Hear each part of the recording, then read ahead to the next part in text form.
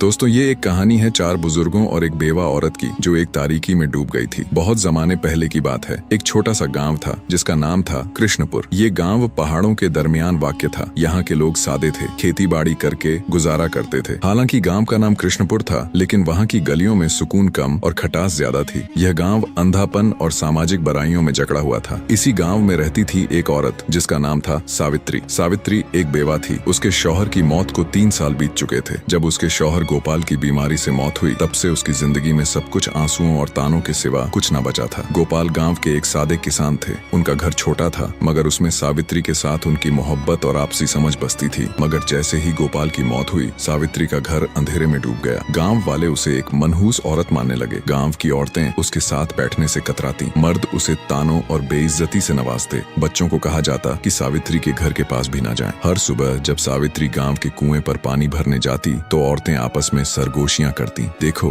ये अभाग्नि आ गई, जिसके कदम जहां पड़ते हैं वहां कोई ना कोई मुसीबत ही होती है। सावित्री ने कई बार इन तानों को नजरअंदाज करने की कोशिश की, मगर उनकी बातों के कांटे उसके दिल को चीरते रहे। रातें उसके लिए और भी मुश्किल होती थीं। जब पूरा गांव गहरी नींद में सो जाता, सावित्री आंगन में बैठकर आसमान की तरफ देखती। चांद की रोशनी उसकी आंखों में आंसू भर देती। वो अक्सर अपने शौहर की तस्वीर के सामने दिया जलाकर रोती और खुदा से पूछती, आखिर मैंने क्या गुनाह किया है जो मेरी जिंदगी इस तरह जहन्नुम बन गई। कई बार उसने गांव छोड़कर जाने की भी सोची, मगर कहाँ जाए। उसके माँ बाप बहुत पहले ही चल बसे थे। भाई बहनों ने उसके बेवा होते ही मुंह मोड़ लिया।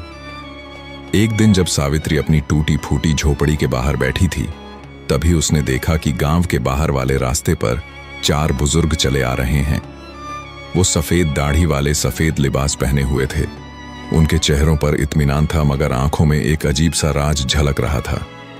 गांव वालों ने उन बुजुर्गों को देखते ही उनके चारों तरफ हल्का बना लिया। सबने उनके कदम छुए और बरकत मांगी। गांव के सरदार हर्षद ने बुजुर्गों से इल्तजा की, महाराज करम करो, हमारे गांव में कुछ दिन ठहरो, हमें तुम्हारी दुआ की जरूरत है।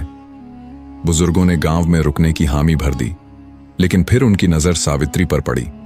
उनमें से सबसे बुजुर्ग ने सावित्री को देखते ही कहा, यह औरत गम में डूबी है, मगर इसकी किस्मत में कुछ अनोखा लिखा है। गांव वाले यह सुनकर चौंक गए। उन्हें यकीन न था कि वही सावित्री जिसे वह मनहूस औरत मानते थे, उसकी किस्मत में कुछ खास हो सकता है। सावित्री खुद भी हैरान थी। उसके दिल में सवाल उठे, आखिर यह बुजुर्ग कौन है और मेरी किस्मत के बारे में ऐसा क्यों कह रहे हैं। चारों बुजुर्ग गांव के बीच में वाकई एक पुराने काली मंदिर में ठहरे। यह मंदिर बरसों से वीरान पड़ा था, मगर बुजुर्गों के आने से वहां रौनक लौट आई। गांव वाले उन्हें देखने के लिए रोज वहां जाते और उनकी नसीहतों को सुनते। सावित्री भी मंदिर के बाहर खड़ी होकर बुजुर्गों की बातें सुनती, लेकिन गांव के लोग उसे अंदर जाने नहीं देते थे। एक दिन जब सब लोग नसीहत सुन रहे थे, तब सबसे बुजुर्ग ने कहा, हर शख्स की जिंदगी में गम आते हैं, लेकिन सिर्फ वही शख्स अपनी किस्मत बदल सकता है जो अपने अंदर छिपे राज्य को पहचान ले। सावित्री को यह सुनकर हैरत हुई। वो सोचने लगी, क्या मैं अपने गम को दूर कर सकती हूं? क्या मैं भी अपनी किस्मत बदल सकती हूं? चारों बुजुर्ग कौन थे? चारों बुजुर्ग आम लोग नहीं थे। पहले बुजुर्ग का नाम था रामेश्वर नाथ। वो रूहानियत और इल्म के माहिर थे। उनका कहना था कि दुनिया में कोई भी गम तब तक खत्म नहीं होता जब तक इंसान अपने नफ्स को ना पहचान ले। दूसरे बुजुर्ग का नाम था सुरेश चंद्र। वो अमल के उसूलों पर यकीन रखते थे। उनका कहना था कि किस्मत से बड़ा सिर्फ अमल होता है। अगर किसी की जिंदगी तारीख है, तो उसे सिर्फ अपने आमाल से ही रोशन किया जा सकता है। तीसरे बुजुर्ग का नाम था हरि प्रसाद। वो इबादत और मुराकबे के रास्ते पर चलते थे। उनका कहना था कि रूह को सुकून देकर दिल को मुतमज़्ज़क़ करके कोई भी शख्स अपने गमों से निजात पा सकता है। चौथे बुजुर्ग का नाम था केदार शर्मा। वो कर्म और दया के पैरोकार थे। उनका कहना था कि दूसरों की भलाई से ही अपनी किस्मत चमकाई जा सकती है। रात के साए गहराते गए। जब गांव वाले अपने घरों को लौट गए, तो सावित्री मंदिर के पास आई।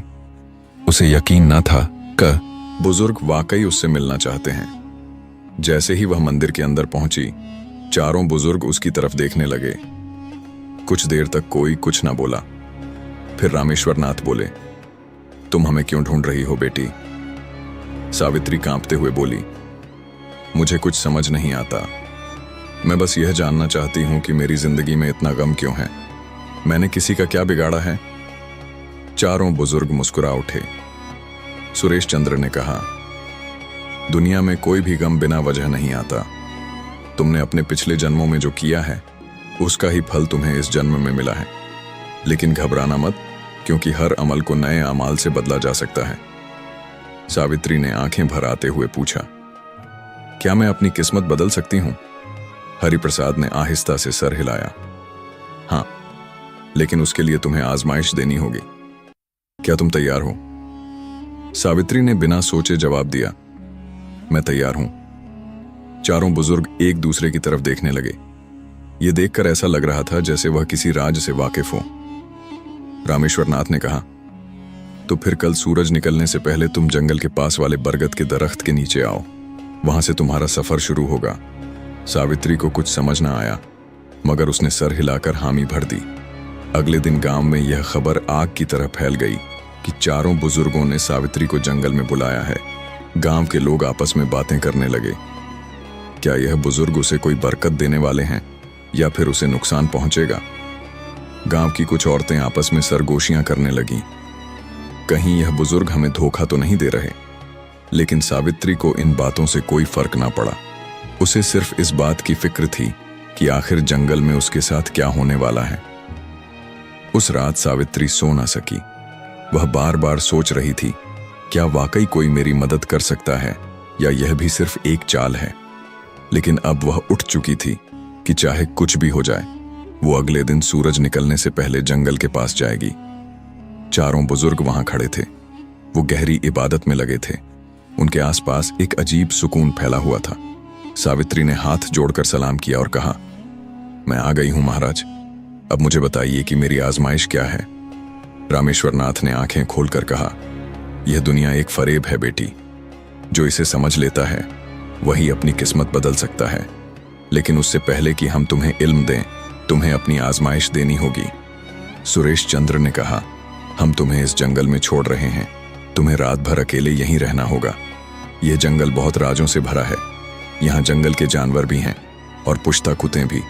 लेकिन अगर तुमने अपना डर छोड़ दिया तो तुम पहली आजमाइश पास कर जाओगी। सावित्री को यह सुनकर झटका लगा। रात भर अकेले जंगल में वो खौफदा हो गई थी, लेकिन उसने अपने अंदर हिम्मत जमा की और कहा, मैं तैयार हूं। चारों बुजुर्ग मुस्कुराए और बोले, हम कल सुबह सूरज निकलने के बाद यहां आएंगे। तब तक तुम्हें अकेले रहना होगा। इतना कहकर चारों बुजुर्ग जंगल के दूसरे सिरे की तरफ चले गए और सावित्री अकेली रह गई। शाम ढलने लगी तो जंगल में अंधेरा छा गया। आसपास अजीब अजीब आवाजें आने लगीं। दूर किसी दरख्त पर उल्लू बोल रहा था। झाड़ियों में कुछ सरसराहट की आवाजें आ रही थीं। सावित्री ने अपने दिल को संभाला और एक दरख्त के नीचे बैठ गई। लेकिन जैसे ही रात गहरी होने लगी, खौफ भी बढ़ने लगा। अचानक उसे लगा कि कोई साया उसकी तरफ बढ़ रहा है। उसका दिल जोर जोर से धड़कने लगा।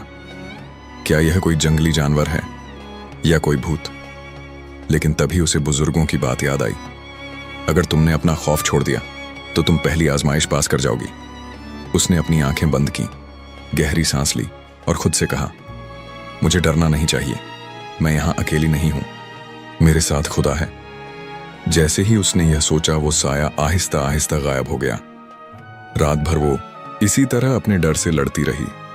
कभी कोई आवाज सुनाई देती, कभी अजीब सा झटका लगता, लेकिन उसने खुद को सुकून में रखा और हिम्मत न हारी। जैसे ही सूरज की पहली किरण जंगल में पड़ी, सावित्री ने सुकून की सांस ली। थोड़ी देर बाद चारों बुजुर्ग वहां पहुंचे और देखा कि सावित्री मुस्कुरा रही है। रामेश्वर नाथ बोले, बेटी, तुमने अपनी पहली आजमाइश पास कर ली। तुमने डर को जीत लिया। अब तुम्हारी जिंदगी में बड़ा तब्दील आने वाला है। सावित्री की आंखों में उम्मीद की चमक थी। वह समझ गई थी कि डर तो हमारे दिल में होता है और जब हम उसका सामना करते हैं तो वह अपने आप खत्म हो जाता है। जंगल में डर से भरी रात गुजारने के बाद सावित्री की आंखों में अब डर की जगह खुद एतमादी थी। जब सूरज की पहली किरणें जंगल की शाखों से छनकर उसके चेहरे पर पड़ी तो उसे महसूस हुआ कि वह पहले से कहीं ज्यादा सुकून और मजबूत हो चुकी थी।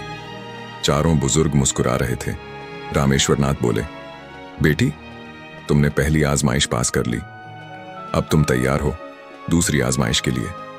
सावित्री ने अदब से सर झुकाया और कहा, मैं तैयार हूं महाराज। चारों बुजुर्ग सावित्री को लेकर एक पहाड़ी के ऊपर बने पुराने कदीम मंदिर में गए। वो मंदिर देखने में सादा था, लेकिन वहां एक अजीब सी बरकई फजा महसूस हो रही थी। जैसे ही सावित्री ने मंदिर के दरवाजे पर कदम रखा, उसे अपने जिस्म में एक हल्की सी लजिश महसूस हुई। तभी हरिप्रसाद ने कहा, अक आ गया है कि हम तुम्हें अपने असली रूप के बारे में बताएं। सावित्री चौंक गई। आपका असली रूप? रामेश्वर नाथ ने अपनी आंखें बंद की और अचानक उनके जिस्म से एक तेज रोशनी निकलने लगी। उसी लम्हे सुरेश चंद्र, हरिप्रसाद और केदार शर्मा भी रोशनी से भर गए। सावित्री हैरत से देखती रह गई। वो कुछ कह ना पाई। सुरेश चंद्र बोले, हम आम बुजुर्ग नहीं हैं बेटी। हम चारों ब्रह्मा, विष्णु, महेश और शक्ति के नुमाइंदे हैं और इस जमीन पर कुछ खास लोगों की आजमाइश के लिए आए हैं।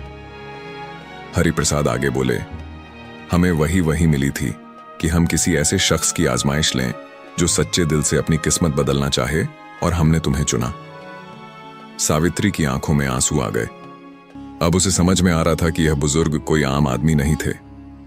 रामेश्वर नाथ ने कहा, तुमने डर पर फतह पाई, लेकिन अब तुम्हें एक और आजमाइश देनी होगी, कुर्बानी की आजमाइश। सावित्री ने पूछा, क्या कुर्बानी करनी होगी? सुरेश चंद्र बोले, तुम्हें अपनी सबसे अजीज चीज की कुर्बानी देनी होगी, वही चीज जिससे तुम्हारा सबसे गहरा लगाव है। सावित्री सोच में पड़ गई। उसके पास वैसे भी कुछ ना था, मगर फिर उसे अपने शौहर की तस्वीर याद आई। गोपाल की मौत के बाद वही एक चीज थी जिससे वह खुद को जोड़े रखती थी। जब भी वह गमगीन होती, उस तस्वीर को देखती और अपने शौहर को याद करती। उसने आहिस्ता से पूछा, क्या मुझे अपने शौहर की तस्वीर छोड़नी होगी? केदार शर्मा बोले, अगर वही तुम्हारी सबसे अजीज चीज है तो हाँ, लेकिन याद रखो, सच्ची कुर्बानी तब होती है जब वह सोच समझ कर की जाए। अगर तुम इस आजमाइश के लिए तैयार नहीं हो तो हम तुम्हें मजबूर ना करेंगे। सावित्री के दिल में कशमकश शुरू हो गई। क्या मैं अपने शौहर की आखिरी निशानी को छोड़ सकती हूं?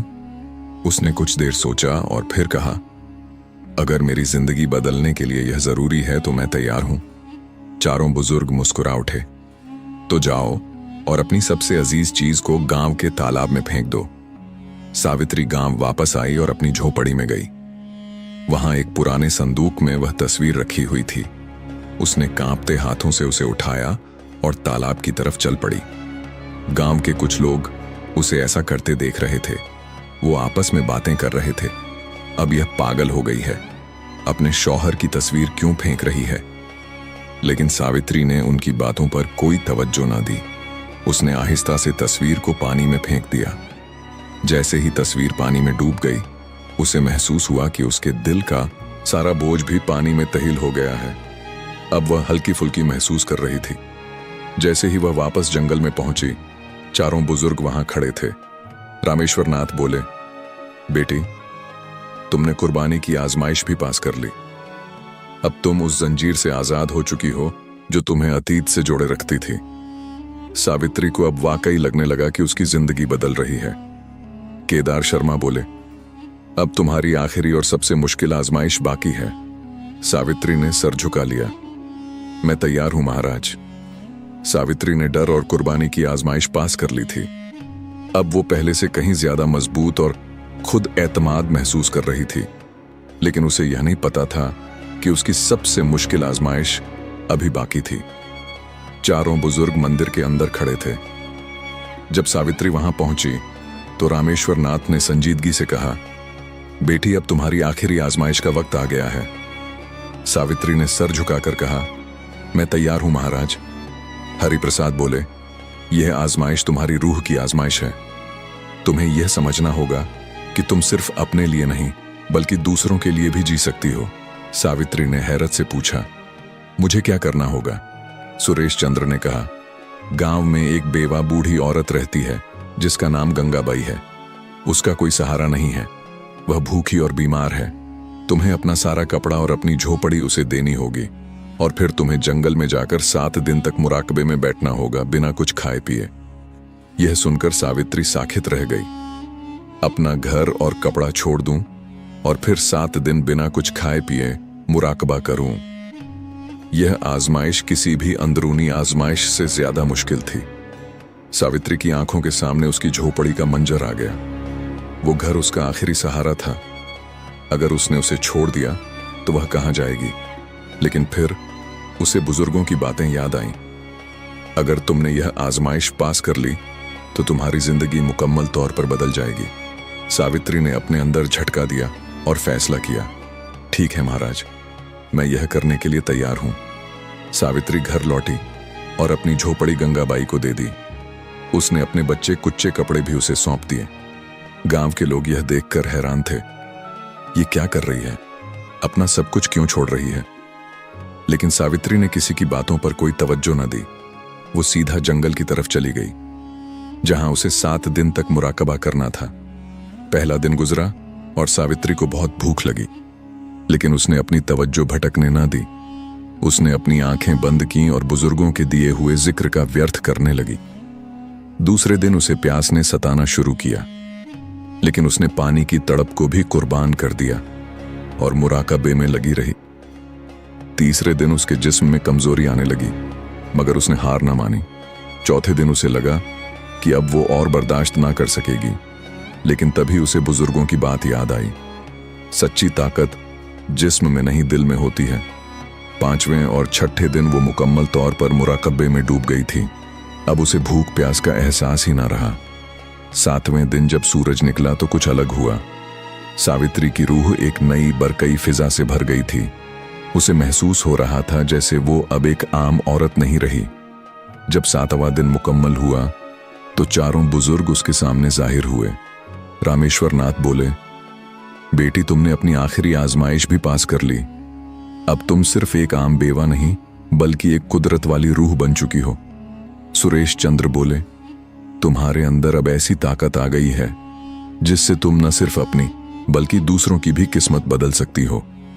केदार शर्मा ने अपने हाथ उठाए और कहा, हम तुम्हें दुआ देते हैं कि अब से तुम्हारी जिंदगी सुकून, इत्मीनान और इज्जत से भरी रहे।